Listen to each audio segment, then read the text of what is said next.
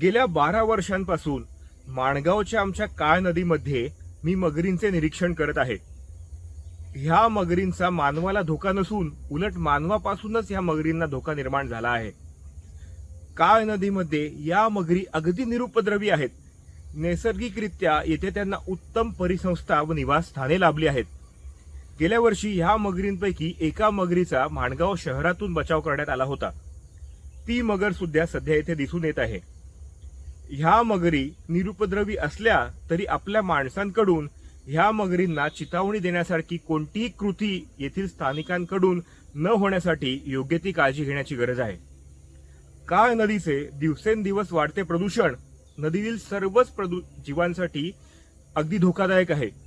नदीचे प्रदूषण कमीत कमी करण्यासाठी किंवा टाळण्यासाठी मोठ्या प्रमाणात उपाययोजना करण्याची गरज आहे. नमस्कार. आपण उतेखोलचे ग्रामस्थ म्हणून ज्या मगरी आपल्या नदीमध्ये काळ नदीमध्ये दिसत आहेत आणि त्या उतेखोल गावच्या भादाव ब्रिजपासून ते अगदी माणगावच्या मोठ्या ब्रिजपर्यंत दिसतात. आपण या ठिकाणी स्थानिक आहात, उतेखोल गावच्या जवळ नदीच्या किनारी राहतात. तर या मगरींबद्दल आपलं काय म्हणणं आहे? मगरींचा आम्हाला अजूनपर्यंत काही त्रास नाही त्यांनी दिलेला. ते त्यांच्या जीवाला घाबरतात, आम्ही आमच्या जीवाला घाबरतो. पण तरी पण आम्ही आमच्या गावातले बरेच जण असे मासे मारतात, त्या जवळ असतात तरी पण ते काही करत नाही. त्यांनी अजूनपर्यंत कुणाला त्रास दिलेला नाही. पण त्या आहेत, त्याची भीती आम्हाला असते, आमच्या मनात भीती असते, त्यांना त्यांची भीती असते.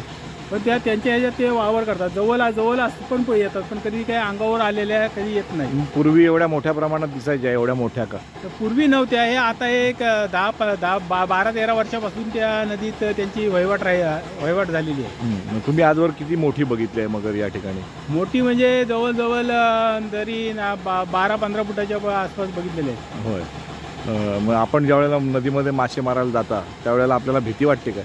भीती ही सगळ्यांना आहे, त्यांना मगरीला पण आहे, आम्हाला पण आहे. ती भीती वाटतच असते.